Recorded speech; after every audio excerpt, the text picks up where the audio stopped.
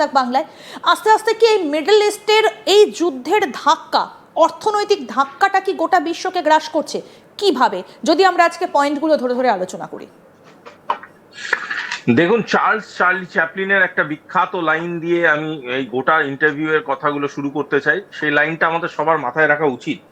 History of human kind should be full of stories of responsibility. History of human kind মানে গোটা মানবিকতার এবং গোটা মানব সভ্যতার যত রকমের গল্প এবং ইতিহাস লেখা হবে, সেই ইতিহাস যেন ফুলে ফেপে থাকে সেই সব গল্প দিয়ে যেগুলো stories of responsibility. Irresponsible people cannot write history. পয়েন্টটা হচ্ছে, আজকে আমরা কোথাও এক রাষ্ট্র অপর রাষ্ট্রকে ক্ষতিগ্রস্ত করতে গিয়ে গোটা মানব সমাজটাকে ধ্বংসের পথে নিয়ে চলে যাচ্ছি। আমরা তোমায় খেতে দেব না, আমরা তোমায় অর্থনৈতিকভাবে মারবো, রাজনৈতিকভাবে মারবো, কূটনৈতিকভাবে মারবো। আর যেন ফুল জন্মাতে কি কি করা হয় সেটা নিয়ে কেউ মাথা ঘামাচ্ছে না। সবাই এটা নিয়ে মাথা ঘামাচ্ছে যে কে কত আগুন জেনারেট করতে পারে। বিজ্ঞান আজকে পিছনের পথে হাঁটছে কোথাও গিয়ে একটা, সেটা আমার মনে হচ্ছে। কোথাও গিয়ে মনে হচ্ছে বিজ্ঞান আজকে ব্যর্থতার সব থেকে সম্মুখ সমরের একটা প্রতিচ্ছবি তারা দিনের পর দিন দেখছে। কারণ বিজ্ঞান বুঝতে পারছে না যে সত্যি যা সৃষ্টি করলাম সেটা কি শুধুই আরো সুলভ, আরো সুন্দরভাবে ধ্বংসকে কাছে টেনে নেওয়ার একটা প্রক্রিয়া মাত্র। এইভাবে দিনের পর দিন যেভাবে মানুষের জীবন চলে যাচ্ছে, মানুষের ভবিষ্যৎ ধ্বংস হয়ে যাচ্ছে, মানুষের জ্বালানি চলে যাচ্ছে, মানুষের অর্থনৈতিক অবস্থা, ক্ষমতাগুলো শেষ হয়ে যাচ্ছে, সেখানে আমরা নিজেদের সভ্য বলে আর যেন এই পৃথিবীর জীবিত জীবেদের মধ্যে কোন রকম ভাবে দুঃখ না দিই। আমরা অসভ্য, ভীষণ অসভ্য, এবং আমাদের এই রাষ্ট্রশক্তি আজ একে অপরকে তাই জন্যই এত সুন্দরভাবে মেরে ফেলতে উদ্যোগী। আজকে আমেরিকাকে দোষ দিয়ে লাভ নেই, ইরানকে দোষ দিয়ে লাভ নেই। দুজনেই যে হিটগুলো করছে সেই হিটগুলো ওয়েল প্ল্যান্ড প্রিসিশন হিট। কেন হিট করছে? ইকোনমিক্যালি একটা দেশ অন্য দেশকে শেষ করে দেওয়ার জন্য। কেন হিট করছে? আরো সিভিলিয়ান যাতে মারা যায়, আরো ইন্ডাস্ট্রি যাতে ধ্বংস হয়ে যায়, আরো আরো আরো জ্বালানি যাতে শেষ হয়ে যায়। যত জ্বালানি শেষ হবে তত ইকোনমিক হ্রাস হবে, তত ইন্ডাস্ট্রি ধ্বংস হয়ে যাবে। যত ইন্ডাস্ট্রি ধ্বংস হয়ে যাবে তত মানুষ আরো আরো অর্থনৈতিকভাবে বিপর্যয়ে পড়বে। যত মানুষ অর্থনৈতিকভাবে বিপর্যয়ে পড়বে তারা তত গর্জে উঠবে সেই দেশের সরকারের বিরুদ্ধে, এবং যত তারা সেই দেশের সরকারের বিরুদ্ধে গর্জে উঠবে সে রাজনৈতিকভাবে পিছিয়ে পড়বে, এবং দিনের পর দিন এমন একটা পরিকাঠামো, এমন একটা সমাজ ব্যবস্থাকে সৃষ্টি করতে সক্ষম হবে যেই সমাজ ব্যবস্থাটা তার দেশের নিজের সরকারকে যত তাড়াতাড়ি পদচ্যুত করে দেওয়া যায় সেই প্রক্রিয়াতে নিজেদের লিপ্ত করবে। এটাই হচ্ছে the bigger game of the world. এই এনগেজমেন্টটার জন্যই কন্ট্যাক্ট তৈরি হচ্ছে, এই এনগেজমেন্টটার জন্যই দিনের পর দিন প্রচেষ্টা চালিয়ে যাচ্ছে আমেরিকা এবং ইরান। এবং এই দখলদারি রাজনীতির শিকার হচ্ছে সাধারণ কিছু মানুষ। এই দখলদারির শিকার হচ্ছে সেই স্কুলে যারা পালাবার রাস্তা পায়নি। এই দখলদারির শিকার হচ্ছে সেই আমরা এই জায়গাটায় আসবো। শুভাশিস, আমরা যদি একটু ধরে ধরে আলোচনায় আসি, যে সৌদি আরবকে কেন টার্গেট করে নেওয়া হলো, বা এই যে দুবাই হচ্ছে একটা শান্ত জায়গা, আমরা সবাই জানি, বিভিন্ন মানুষ ছুটি কাটাতে সেখানে যান, একটা রাজনীতি মুক্ত একটা জায়গা, একটা শান্ত পরিস্থিতি, প্রচুর মানুষ সেখানে যান। সেই জায়গাটাতে হামলা চালানো হয়েছে কেন? না সেখানে আমেরিকার সেনা সৌদি আরবে থাকে এবং সেখানে সিআইএ এর অফিস রয়েছে রিয়াদে। বেছে বেছে এই জায়গাগুলোকে অ্যাটাক করা হয়েছে কেন?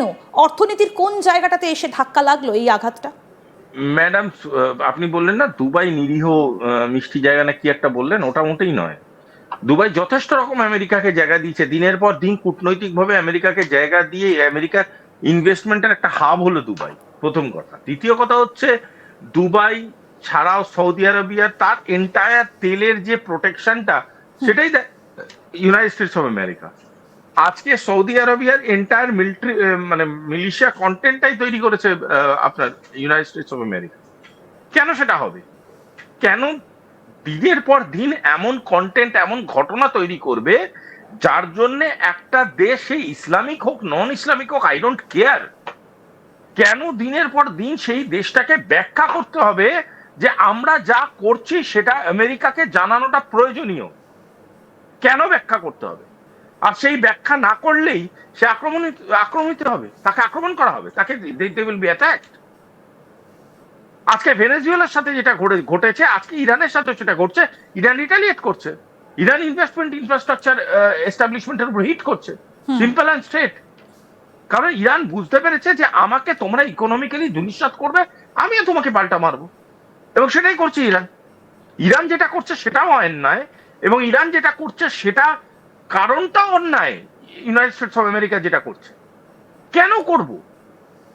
আমি ভেনেজুয়েলা অ্যাটাক করেছিল ইউএসএ, তখন আপনার সাথে সত্যি আমি বলেছিলাম যে ভেনেজুয়েলা থেকে একখানা ড্রাগ মাফিয়া ধরা পড়বে না, পড়েছে আজ অব্দি না, টার্গেটটা তো অন্য।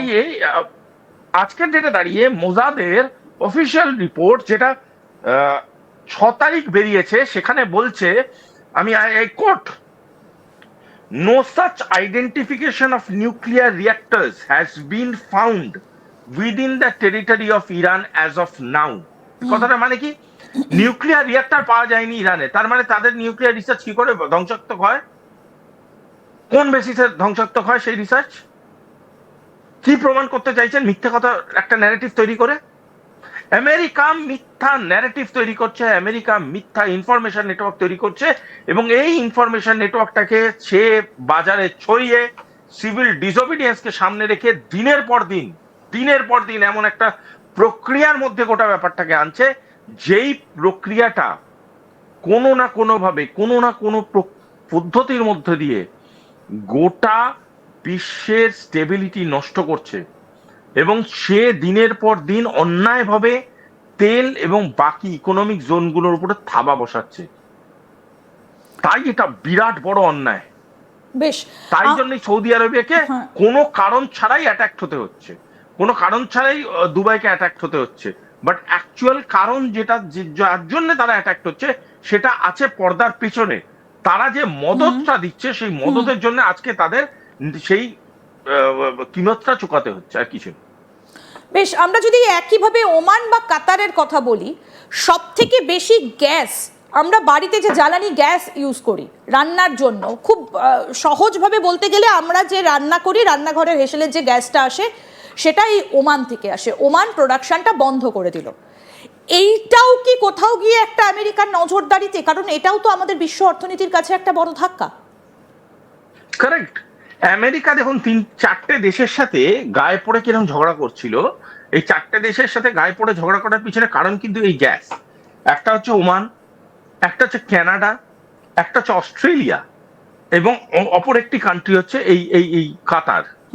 কাতারের মধ্যে যেহেতু একটা মোনার্কি আছে, এই মোনার্কিটাকে আমেরিকা বিভিন্ন রকম ভাবে কন্ট্রোল করতে পারে। একটা জিনিস জেনে রাখবেন, মানে আমি যদি খুব এক্সাজারেটেড কথা না বলে থাকি, মোনার্কি গুলো, প্রতিটা মোনার্কি হাইলি করাপ্টেড। কেন হাইলি করাপ্টেড? তাদের নিজস্ব রাজ পরিবারের প্রচুর